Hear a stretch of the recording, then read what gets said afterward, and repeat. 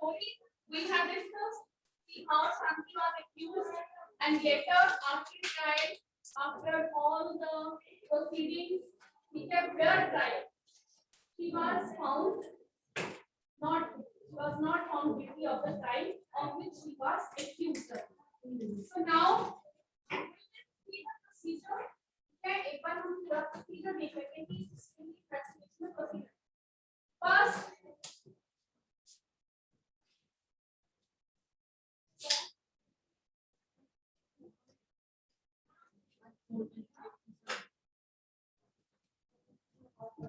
Understanding criminal justice तो इसमें हम कौन सा जस्टिस करें ओनली क्रिमिनल जस्टिस पिछले टॉपिक में क्या सिविल जस्टिस दोनों केसेस criminal justice system ठीक है understanding of criminal justice system इसको बस इसमें क्या होता है इस सिविल केसेस में पिटीशन फाइल की जाती है फाइन वगैरह लगाते हैं तथ्य करके इसमें क्या होता है इसमें ट्रायल होता है प्रोसीडिंग्स पब्लिक प्रोसिक्यूटर होता है डिफेंस लॉयर होता है आर्गुमेंट्स होते हैं ठीक है तो सबसे पहले जैसे हमने स्टोरी में देखा सबसे पहले क्या हुई अगर आप स्टेप्स देखें एफआईआर सबसे पहले क्या हुई एफआईआर हुई ना चोरी हुई और चोरी के बाद एफआईआर फर्स्ट इंफॉर्मेशन रिपोर्ट और फैक्ट्री क्या करवाई है एफआईआर के माने हम अरेस्टेड एफआईआर करवाई पुलिस आई पुलिस ने इन्वेस्टिगेशन अरेस्ट किया अरेस्ट वारंट उसके बाद अरेस्ट वारंट था यहाँ पे अरेस्ट किया ठीक है अरेस्ट करने के बाद उसको लॉकअप में डाल दिया था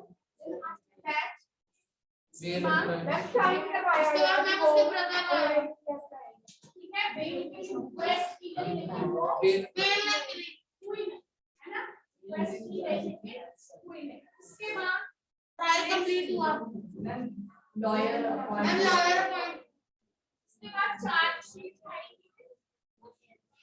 नेक्स्ट है चार्जशीट 20,000 चार्जशीट फाइल करने का मतलब केस स्टार्ट हो लॉयर्स वगैरह फिक्स किए हैं चार्जशीट हुई चार्जशीट के बाद तब चार्जशीट मैम कोई लाइट टॉप से लिखो हां जी लाइट टॉप से लिखो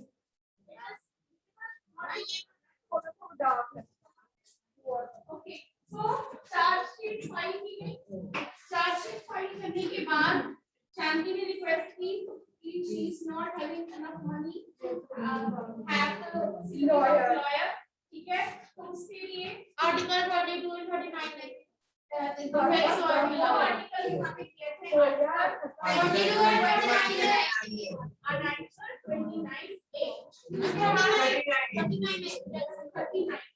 तो उसके पास राइट है ये आर्टिकल से क्या कहा है किसके पास we are right to defence lawyer है ना जिसको डिफेंस की राइट है तो इसके लिए कोई है इसके पास नहीं है The state will provide a lawyer. That state तो उसके बाद इसमें आर्टिकल 22 जो है वो कहता है कि आपको You have the right to defend. ठीक है आपको 22 के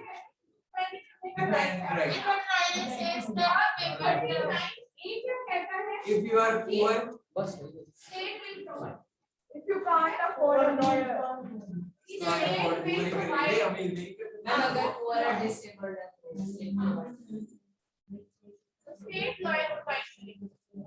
या ये दो आर्टिकल्स अभी आर्टिकल 24 हम थोड़ा first information right investigation report. FIR भी हम देखेंगे ये भी separate question what is FIR separate question हम करेंगे आर्टिकल 20 ये भी सेपरेट क्वेश्चन हम डिटेल में करेंगे अभी ये क्वेश्चन जो आपने ये हमने एक केस की पहले सीक्वेंस बनाया इसमें से पुलिस का रोल फाइंड आउट करके बाहर निकालेंगे कि पुलिस का क्या-क्या रोल था ठीक है उसके बाद यहाँ पे पब्लिक प्रोसिक्यूटर वो पॉइंट किया गया एंड डिफेंस लॉयर पॉइंट हो गया और दूसरा था यहाँ डिफेंस लॉयर है ना तो अब इन दोनों पब्लिक प्रोसिक्यूटर का क्या काम है वो भी हम देखेंगे Okay. कमला और उसके बाद ट्रायल हुआ, जो भी केस की प्रोसीडिंग्स वगैरह चली, और एट लास्ट जज का क्या रोल था, है ना? इसके बाद फाइनली टेक द डिसीजन। इसके बाद रोल ऑफ जज एंड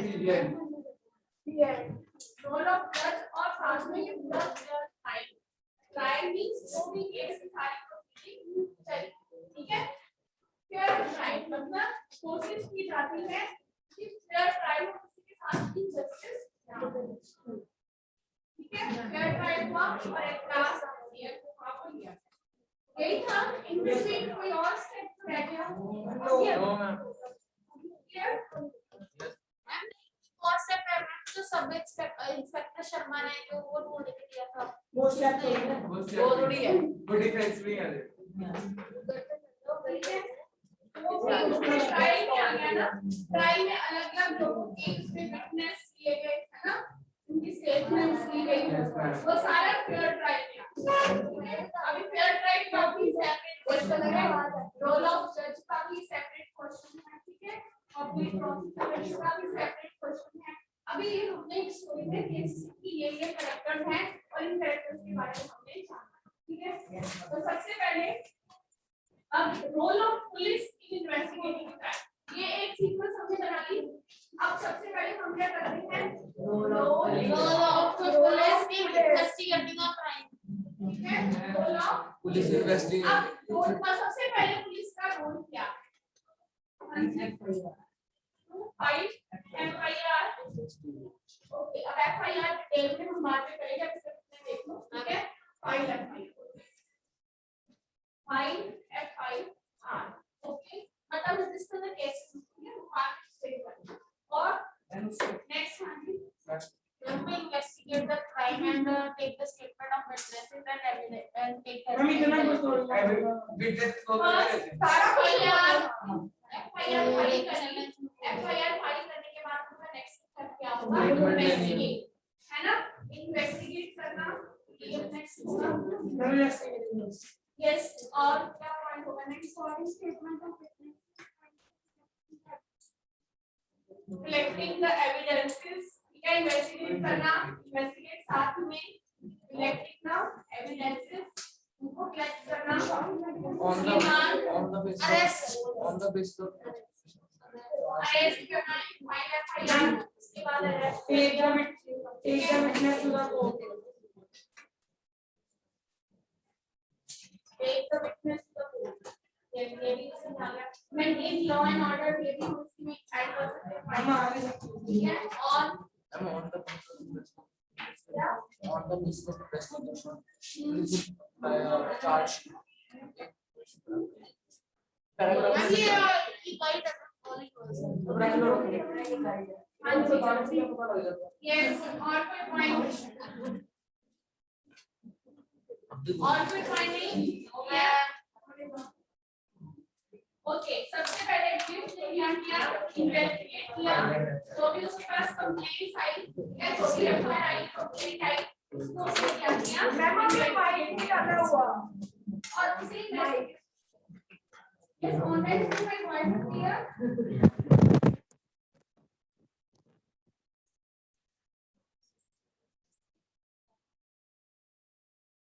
फर्स्ट हो गया कि इट इन्वेस्टिगेट द क्राइम, ठीक है, whichever file FIR has been filed. Second point कि it collect the different kinds of evidences on the basis of statements it have got, and then it form an opinion, मतलब कि अपना एक पूरी राय बना के, स्टेटमेंट बना के फिर चार्जशीट फाइल करती है। ये भी तो हमने देखा था, इन्वेस्टिग फाइल, पहले उसके पास एफआईआर हुई, वो लिखी उसने, इन्वेस्टिगेट किया, एविडेंसेस कलेक्ट किए, और एविडेंसेस कलेक्ट करने के बाद चार्जशीट फाइल करती है, तभी तो केस ओपन होता है ना? तो देन फाइल चार्जशीट, वो भी लिख सकते हैं हम। चार्जशीट फाइल की, उसके बाद फिर ये पुलिस का काम नहीं है डिसाइड करना कि गिल्टी है कि नहीं, वो जज डिसाइड करेगा, ठीक है? इतना काम उसने कर दिया। अब इतना जब वो अरेस्ट कर रही है, ये भी हमने बोला कि also arrest, maintain law and order, ठीक है, लॉ एंड ऑर्डर को भी मेंटेन करती हैं, उसके बाद whenever he is arresting the person or he is collecting the evidence or he is investigating, then he has to follow the procedure of law. ठीक है, ये आपने इसमें पॉइंट लिख देना है कि all the investigations, all the police work, it has to be done in accordance with law. तो सारी चीजें किसके अकॉर्डिंगली होनी चाहिए? In accordance with law. तो जो लॉ में गाइडलाइंस हैं उनको फॉलो करके ही पुलिस को ये सारे काम करने हैं, इन्वेस्टिगेशन के, एविडेंस कलेक्ट कर रही है या कुछ भी कर रही है तो लॉ के प्रोसीजर को फॉलो करके करेगी, नहीं तो उसको भी आगे उसके कंसिक्वेंसेस फेस करने पड़ सकते हैं। ठीक है, तो अब इसमें क्या है, आर्टिकल 22 जो कि गाइडलाइंस देता है, हमारे फंडामेंटल राइट है आर्टिकल 22 जो हमने यहाँ पे डिस्कस किया था। Wait for your turn and if you can raise your hand. हाँ जी अर्शप्रीत बोलो।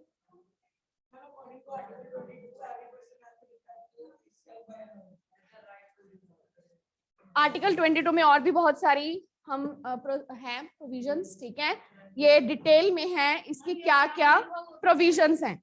अब आर्टिकल 22 क्या है, ये एक गारंटी है।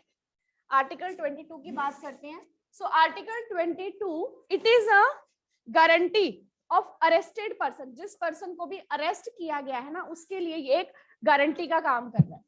ठीक है, आर्टिकल 22 क्या है, एक गारंटी है। किसके लिए है guarantee?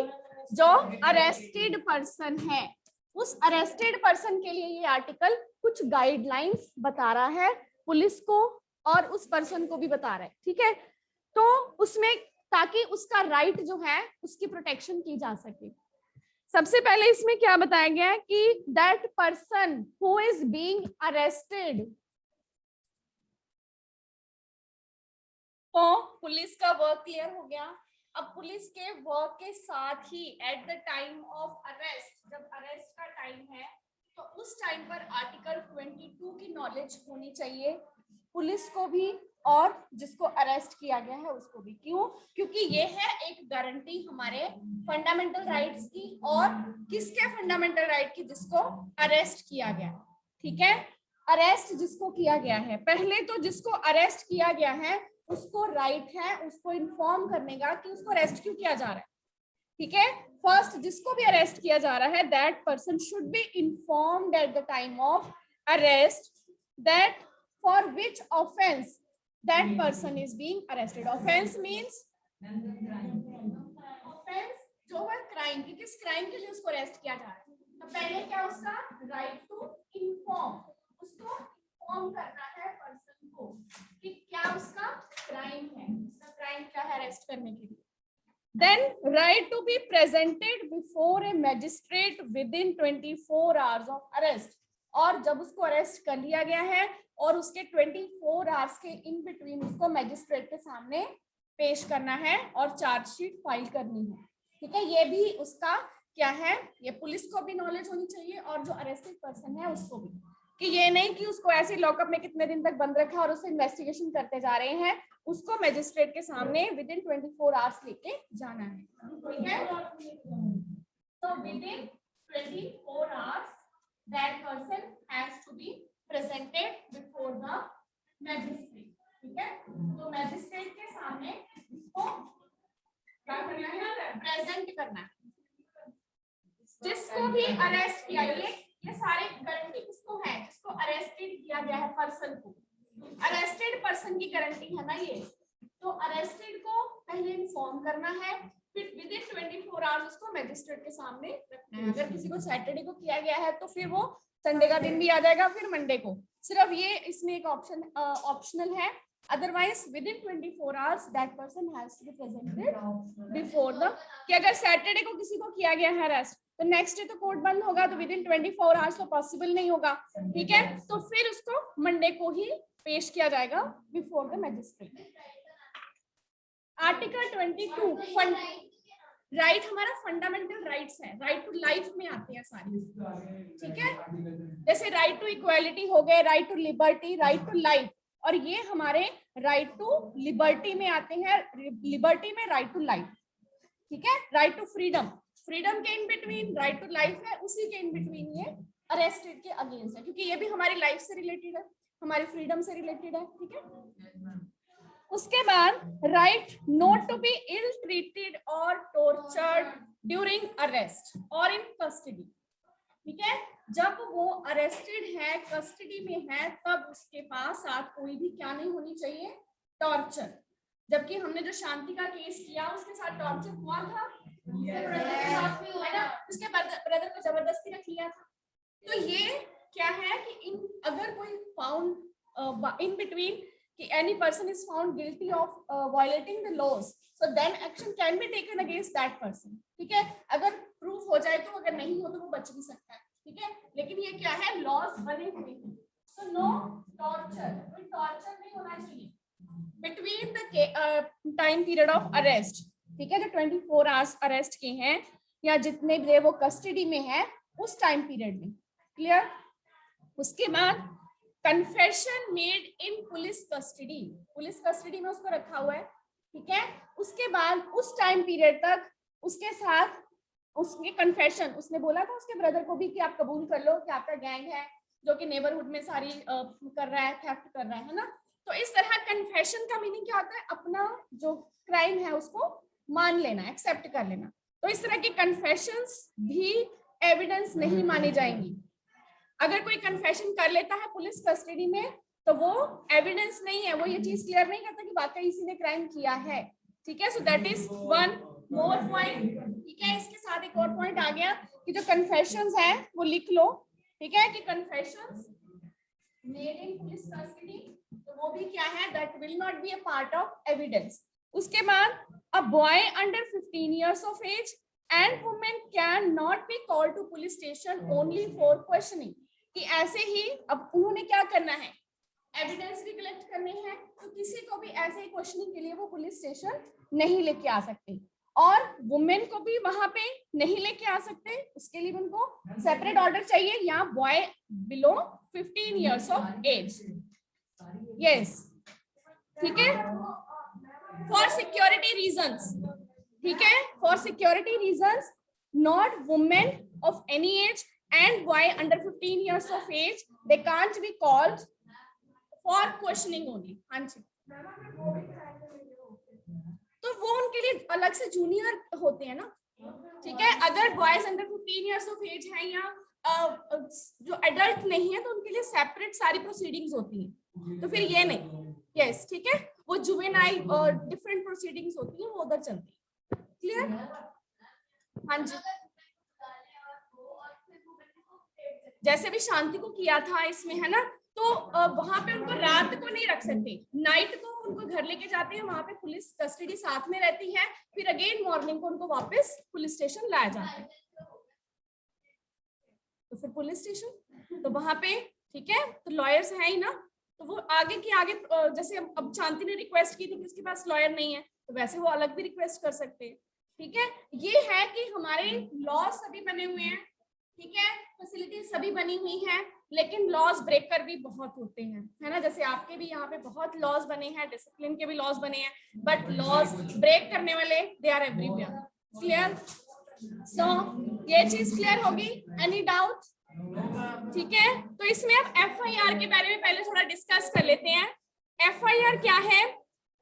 FIR, it is within the registration of an FIR that police can begin its investigation into crime। जब तक FIR नहीं होती पुलिस इन्वेस्टिगेशन स्टार्ट नहीं कर सकती।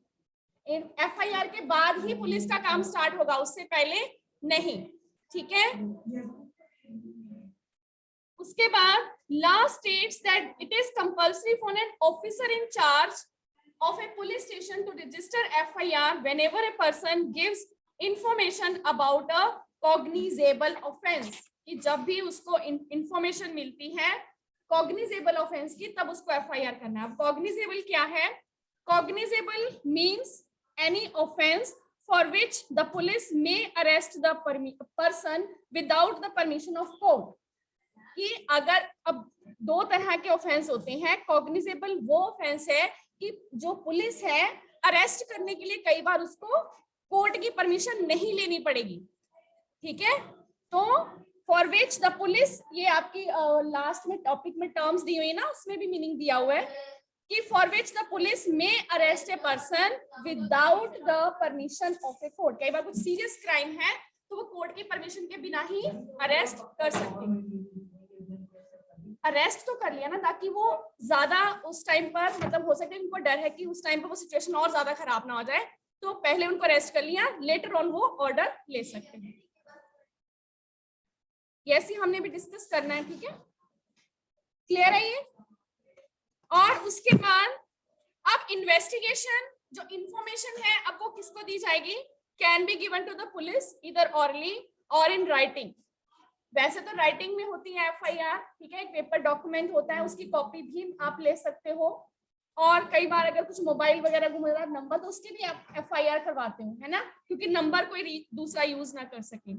और इसके लिए एफआईआर में डेट, टाइम, ये सब कुछ मेंशन होता है, ठीक है। ऑफेंस क्या था, किसके रिगार्डिंग कंप्लेंट करवाई गई है, और जो भी उस टाइम पर इंसिडेंट हुआ वो सारी चीजें। और इस तरह if known the identity of accused person, witness, that is also mention, ठीक है। तो ये हो गया एफआईआर में क्या चीजें होनी चाहिए। Okay, next we will discuss.